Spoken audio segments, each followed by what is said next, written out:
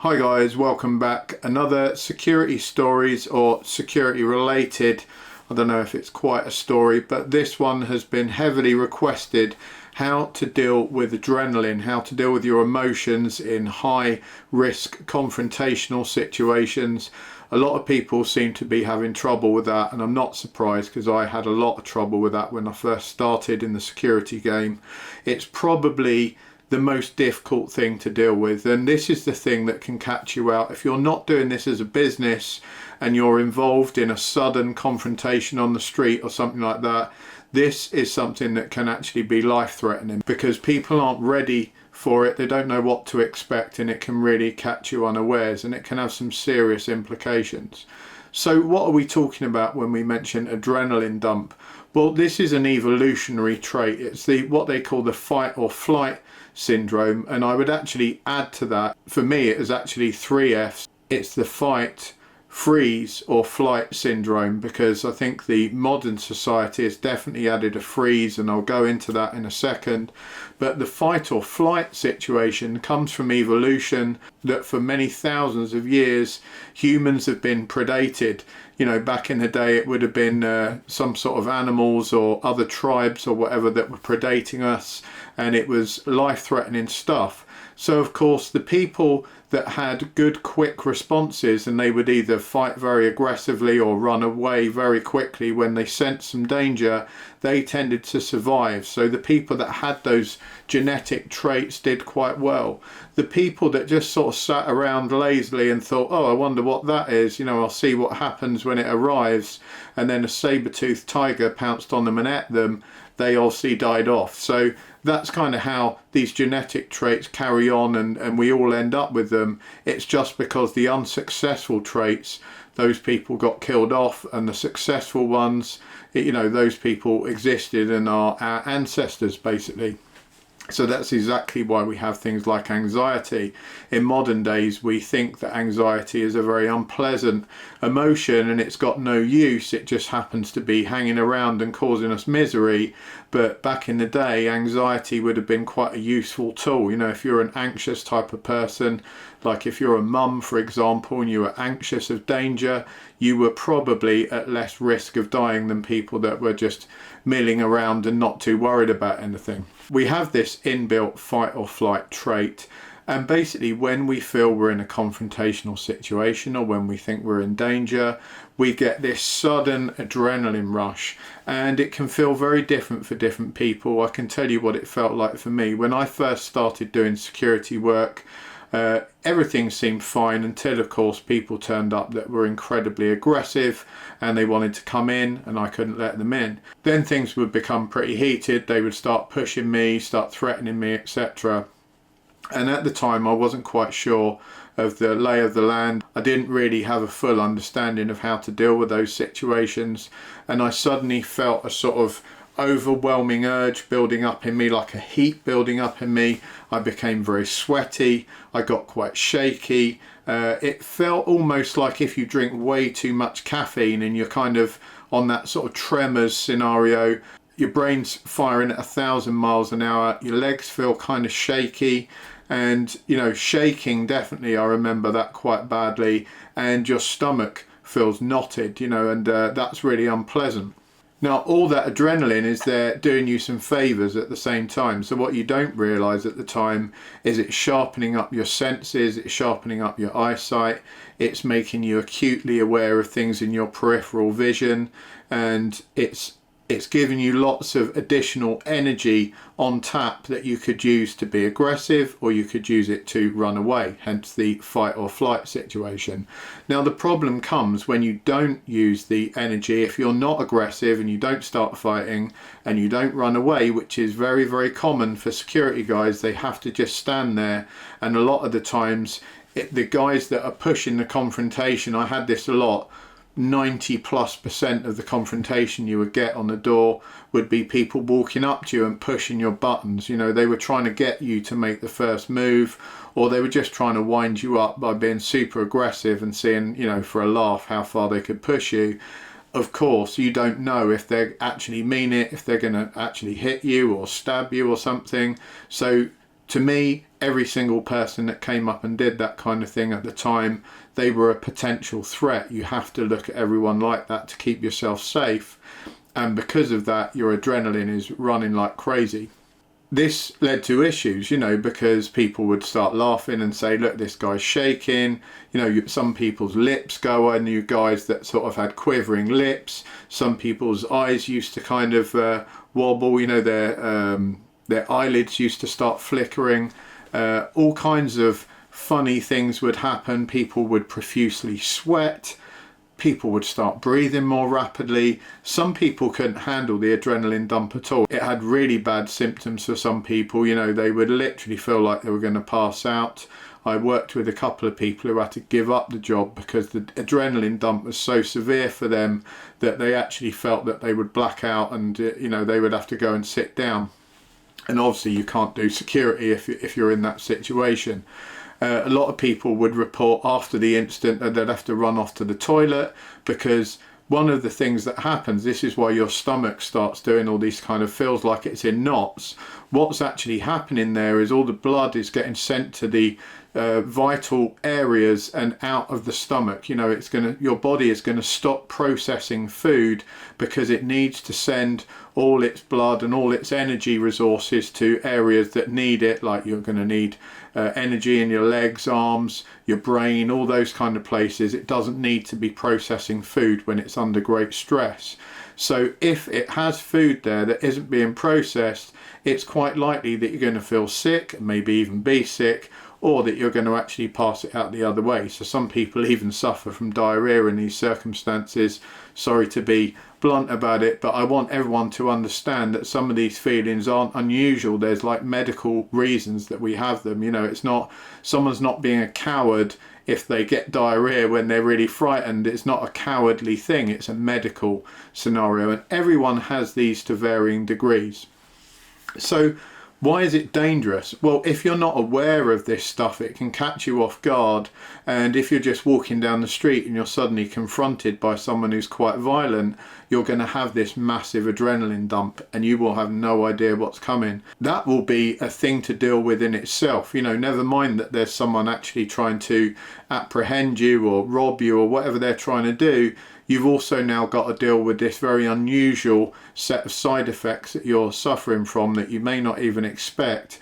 And one of the problems that we have in modern times, that we've been taught, you know, don't fight, that's bad, you could get arrested, don't run away, that's cowardly, or don't make a scene. So people tend to freeze, you know, so that's why I say the 3 Fs specifically in modern times, because people just don't know what to do.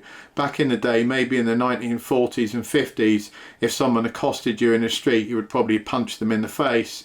Nowadays, people don't feel comfortable going around doing that for good reason, because they don't want to get arrested. So they're kind of stuck in this limbo situation, and we see that a lot with violent incidents that get reported. People record it on their phones, and you see a lot of people on the subway or on buses when there's something really horrible happening. Everyone's just kind of stood there and staring and watching, and it takes quite a lot of confidence to walk over and actually step in and do something about the situation. And also it takes someone who's probably been involved in similar situations before, because they're able to control their adrenaline dump. And everyone else, they're not particularly being cowardly. You know, when I see comments on Facebook and stuff saying, oh, look at all those cowards, they're just standing there watching, a lot of those people will be sort of frozen, and it isn't particularly in fear, they're frozen in this adrenaline dump situation, that they've just got this massive kind of feeling going through their body and they just don't know what to do with themselves. So how do we overcome this? You know, that's what all the security guys want to know, because obviously this is not beneficial if it suddenly catches you unaware and you've got someone trying to start a fight with you and you're shaking and sweating profusely. You're going to be worrying about that maybe more than the actual person starting the fight. How do you get over this stuff? Because I've even had some guys say, you know, they had to leave the job because it got so bad that even on the way to work they would start suffering from these adrenaline dump feelings, and it would stick with them all night. And that is really unhealthy. You know, if you're having that constant adrenaline dump all the time, that's like stress. It's very, very unhealthy for the body to be constantly enduring that. All I can say is I lost mine through repeated exposure to violent and unpleasant situations, and that's not a particularly nice way to do things, but it was a case of building insensitivity to bad situations. Once I had been brutally attacked a few times, let's put it that way, things didn't surprise me anymore, you know, and I'd become quite used to people bluffing. So guys walking up threatening to hit me, kind of making funny little jolts and stuff with their fists towards me and stuff. I became very accustomed to that, and I learned not to get too excited about anything.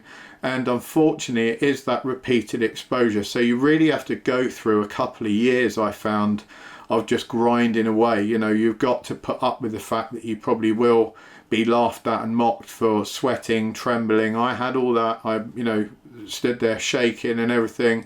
Especially sometimes I used to get really angry, you know, if someone was a complete arse and they'd done something really unpleasant, and they were then trying to attack me, but weren't quite stepping over the line to attack me, so I couldn't kind of put my hands on them.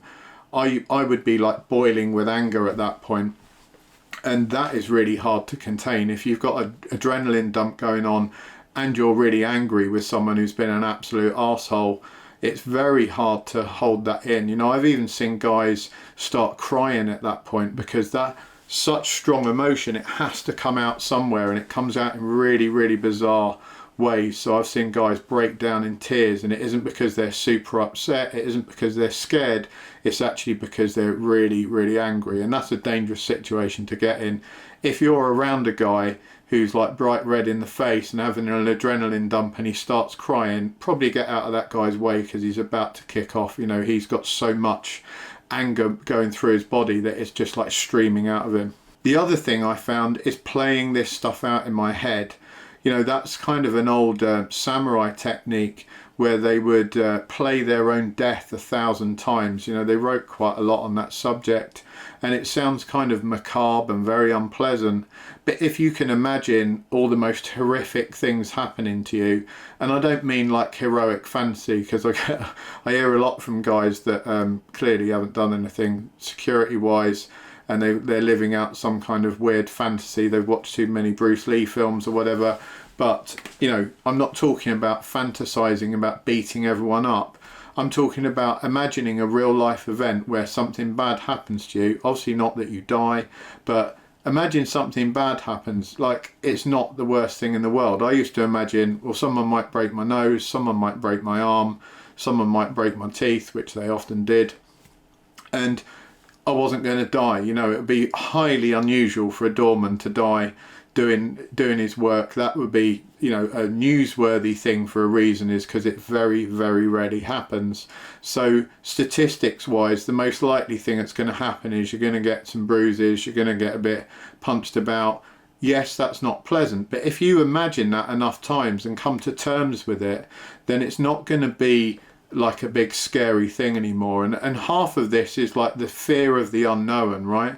We all fear the bogeyman, the thing that's kind of lurking in the shadows, the unknown. And if you just face those fears and think, well, worst case scenario, a couple of really big dudes are going to beat the crap out of me, and I'm going to end up with some broken bits that I'm going to have to get fixed in hospital. Oh well, such is life. You know, I'll get better and come out the other side of it. That's literally how I got round this, and that will sound insane to some people. There would be people that I'm sure work in banks or in offices that are thinking, what the hell's this guy on about? That is the most brutal and horrible way to imagine going to work. But we're talking about security work. You know, I'm really fed up of hearing people say, oh, you know, security people don't deserve to get hit. Look, no one deserves to get hit. But if you choose to work in a job, the sole point of that job is to deal with dangerous, violent and confrontational people. You should expect some bad things to happen. And if you don't want bad things to happen, don't ever do security work, or do security work in like a Tesco's or something where that's not going to happen. But if you work in a really rough nightclub, you're going to have some problems. You know, they're going to happen, and you have to be realistic about that. So I see a lot of people entering into the job because they think it looks cool. They think they want to put on a big black coat and stand at the door chatting up girls. But you've also got to get your head around the fact that people are going to attack you, you're going to get spat on, people are going to threaten to come around your house and beat the crap out of you and your family. If you can imagine, the toughest people in the entire area where you live are going to turn up and they're going to want to come in and you're going to have to say no. You've got to kind of live with that, right? So that's going to give you a massive adrenaline dump, and the only way around that is to just keep experiencing this stuff, keep surviving, and in the end you survive so many times you're like, oh, actually this isn't so bad, and you get attacked a few times and go, yeah, I survived those things, that's not as bad either. And that's kind of where I have a problem with self-defense. You know, people say, oh, I've been to a week's long self-defense class, or 3 weeks, or even 6 months, whatever it is. Truly the only way that you can become competent at dealing with really, really violent situations is to repeatedly be in seriously violent situations and to live, you know, and to get out the other side of it. And once you've done that quite a lot of times and you've become desensitized to these violent situations, you can become then quite proficient at administering violence yourself. Without doing that, you're going to be in the middle of an adrenaline dump. You're kind of like an amateur in the violence world, and there's going to, the guys that are attacking you, they will have done those things many, many times, so they will be used to confrontation. That's going to be the difference between the two. The first couple of years in being involved in that kind of thing, you're just trying to survive. You know, you're not going to be good at it. It's very few people that are. I did meet some people that had come from very bad backgrounds, you know, people that had been abused as children by their parents, beaten and all that kind of thing, or they'd been in children's homes and had a really rough time. They were desensitized, you know, a beating to them was nothing. So they actually made pretty damn good security people because they didn't have to go through that 1 or 2 years of horrific stuff to begin with to get used to it.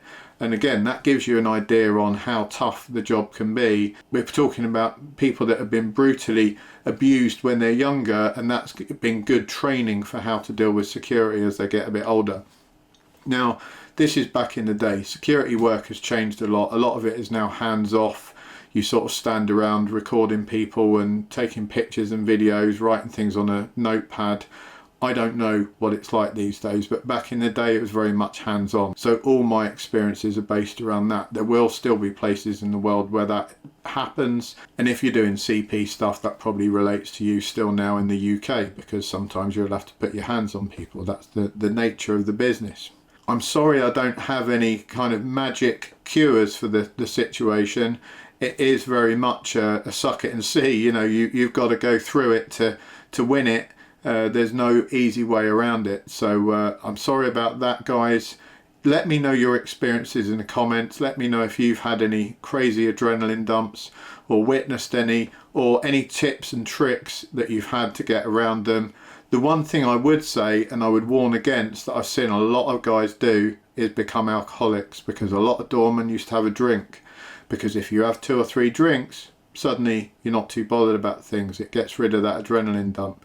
That's the worst possible thing you could do. Same thing with drugs. I've seen doormen try and use drugs to kind of give themselves that Dutch courage, and then they don't worry about things. It takes the stress element away.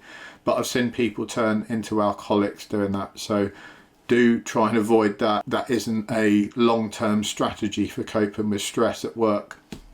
Yeah, chuck your comments down below. I'll be very interested to read them. I hope this is of use. Take care, guys. I'll catch you all again next time.